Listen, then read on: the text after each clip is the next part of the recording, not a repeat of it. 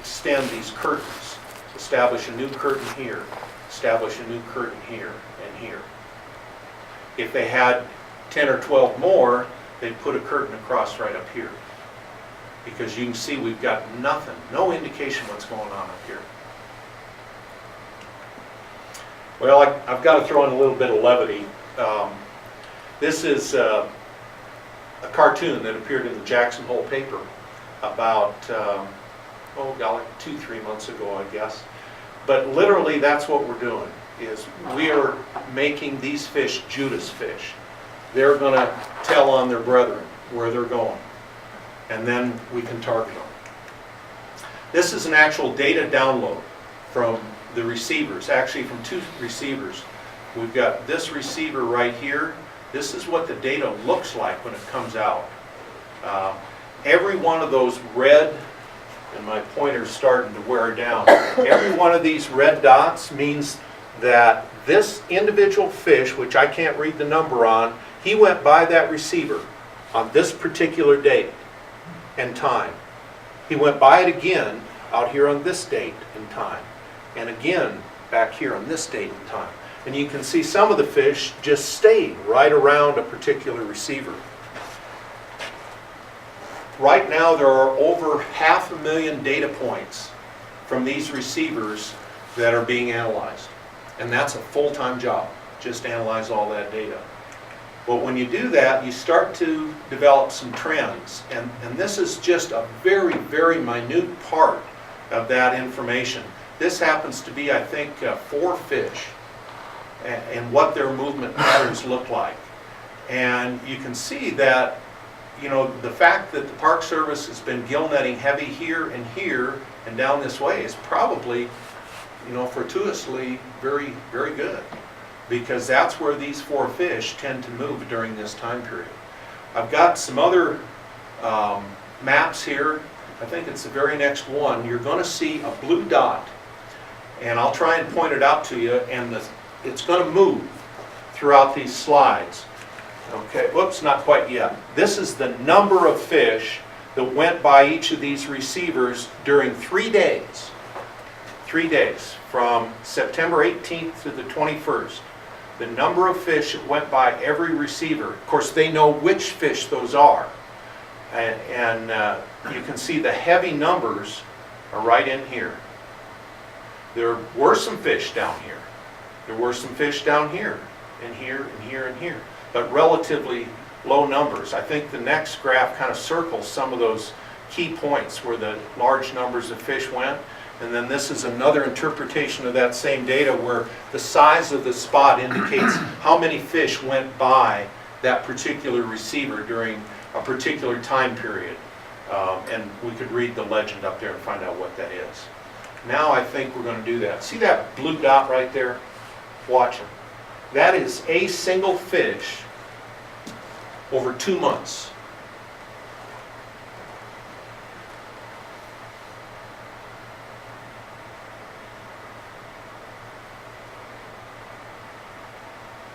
He's shown up on more than one receiver at a time because there's some overlap in those receivers.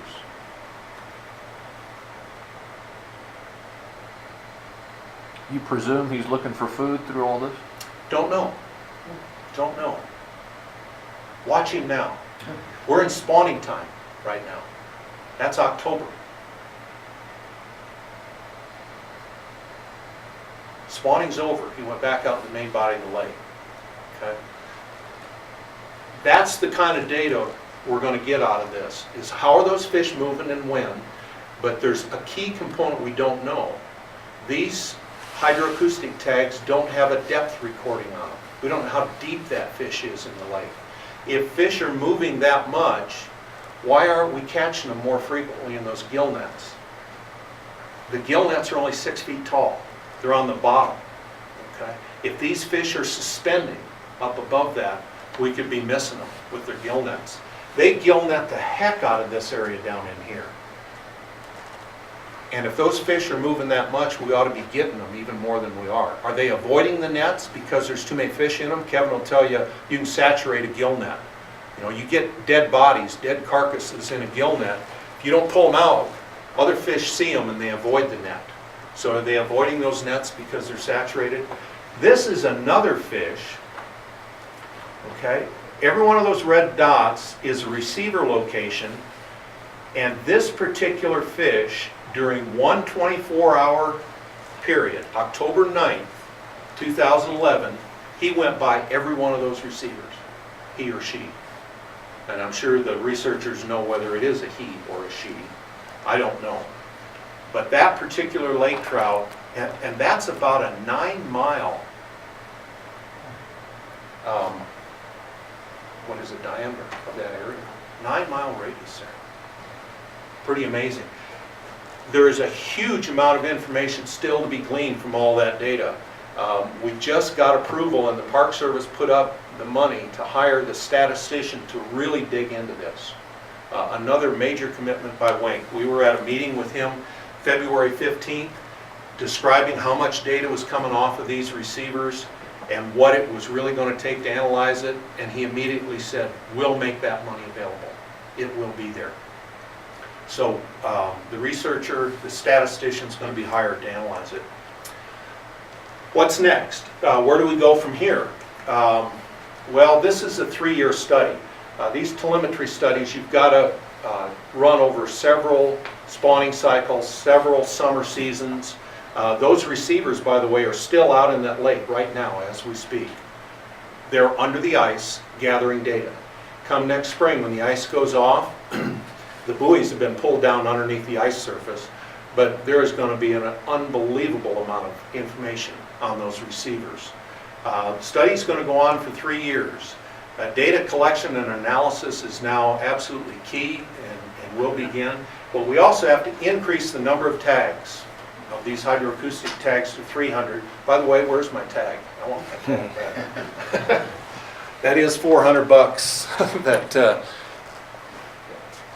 somebody donated to this effort for that tag. We currently have 52. We'd like more receivers than that. This is just a minimum number that we're looking for. In order to get to that level, 300 tags, 50 of them, by the way, will be depth recording tags. Those depth recording tags cost $700, $750 if I remember right. We need $85,000 by this spring. Right now, our fundraising is at $51,800. The partners trying to raise that money are Wyoming TU, Idaho TU, Montana TU, Greater Yellowstone Coalition, and National Parks Conservation Association. We've got to use telemetry to identify all these spawning beds and the movement patterns. And then we've got to scale up those most promising lake trout egg and fry suppression techniques, while at the same time continuing to catch those adult lake trout by netting. And we've got to stay at this 50% reduction per year. At some point, we may need to monitor and assess Yellowstone Cutthroat Trout recruitment. We may need to assist it as well. It may have gotten so low in numbers that it may be difficult to come back. However, the biologists think that we're still okay on that. Bottom line though is lake trout suppression is going to be with us for a long time, but everyone agrees success is achievable. I want to give you a couple of positive signs to kind of turn this negative into a bit of a positive. This is another graph that shows the decline in Yellowstone cutthroat trout. These are numbers generated by grizzly biologists.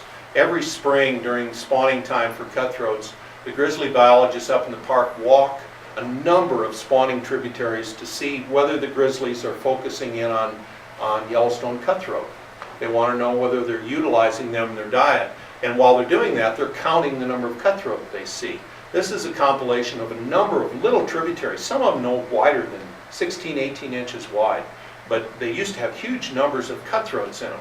And this is the decline of the cutthroats up until, the mid to late 2000s, and we've started to see a bit of a rebound. So that's a bit of a positive. Is it sustainable? We sure hope so. We hope that it's the start of recovery, because we've been at that 50% suppression of adult lake trouts now for a couple years. This is angler data. A bit of an upswing, perhaps.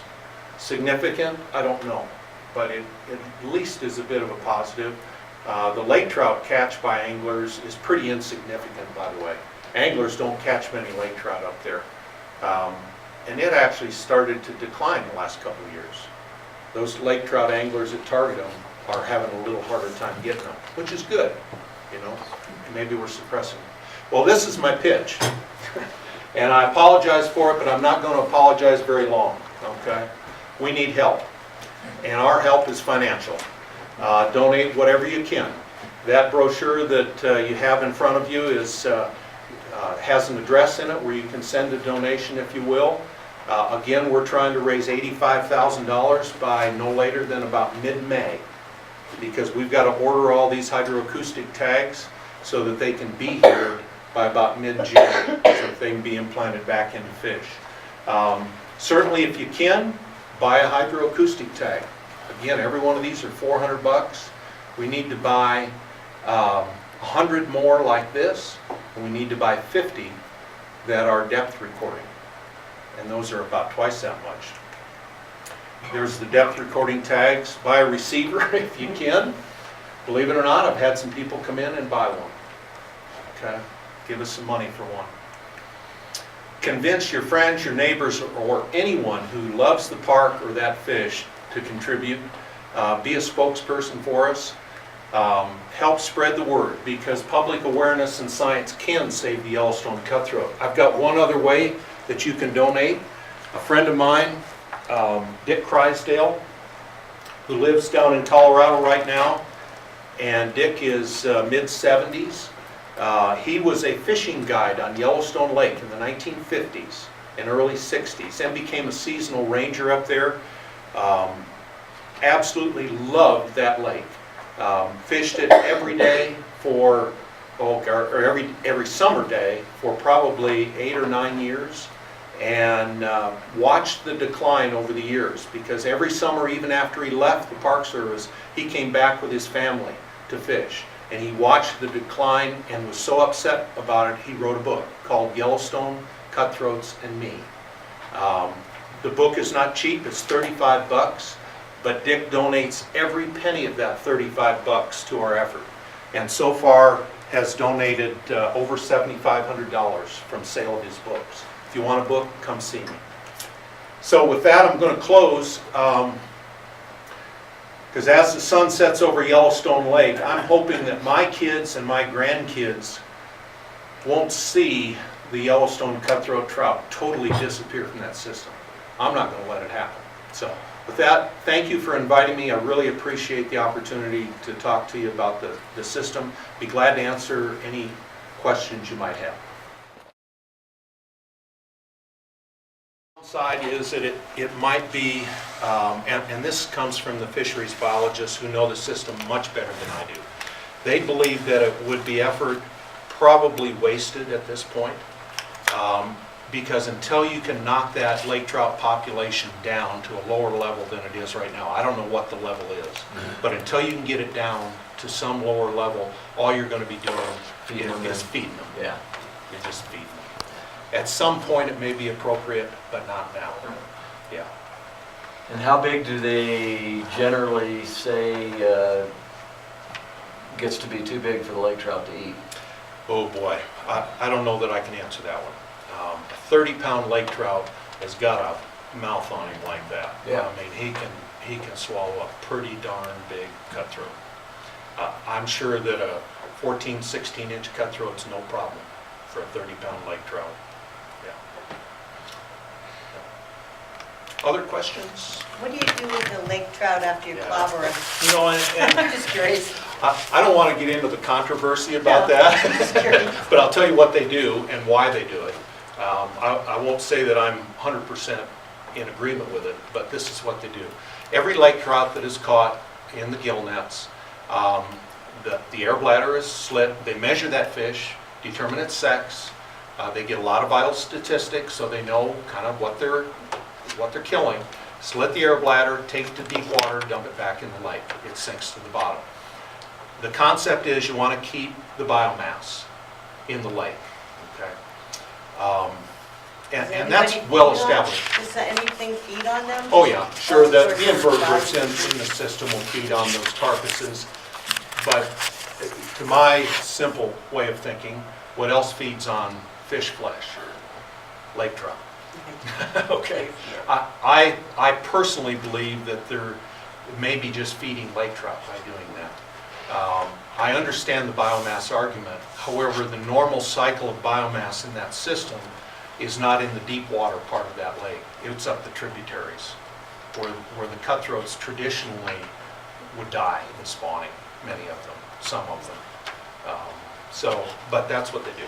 So there's not a readily available market for it. A lot of people said, why don't they just Like for harvest some them, Fish fillet burger. them, serve them in Lake Hotel, There's way too many to serve in Lake Hotel, okay? Then you'd have to move them. You gotta move them, you gotta have a whole system around that with chillers and people to fillet them, and your cost goes up, and you gotta have ground transportation, you gotta have storage facilities, and, yeah, so, yeah. What's the status of some of those alternative methods they were thinking about using? Because you said they knew possibly where this spawning site Yep. was. Are they thinking about doing any, like a field test of any of those things? Actually, they are, and there's been some field testing done in Swan Lake and in Ponderay. They've used the electroshock in both of those. They've used the hydroacoustic cannon. It's a big water cannon, much like they use for finding oil and gas deposits. They get out, thump the ground, and watch the reverberation of the sound waves through soil. You can use a water cannon out in the water. They've demonstrated in some systems that will definitely work. They have not tried that on Yellowstone Lake or any other lake in this area that I'm aware of. But all of these techniques are just in the development stages right now. The vacuum technique, there's a company called Streamside Systems. You may know where they're out of, Kevin. I've heard of them, but I don't know where they are. They have a huge vacuum wand. Somewhere I've got a picture of it. I think it's like 15 feet across, where they take it down a stream and vacuum the sediment off of other spawning beds, gravels, to help improve spawning efficiency of other fishes. And they were actually up in the lake a year and a half ago, I think, trying some of that. Part of the problem is measuring the effectiveness. How do you measure how many of the eggs you're actually vacuuming up or killing with electricity? And so they're working on a lot of that right now. Other questions? If not, thank you so much. Anybody wants to come up and visit afterwards, I'm more than happy to. Leon, thanks so much for inviting me. I appreciate it. Thank you. Yep. Okay.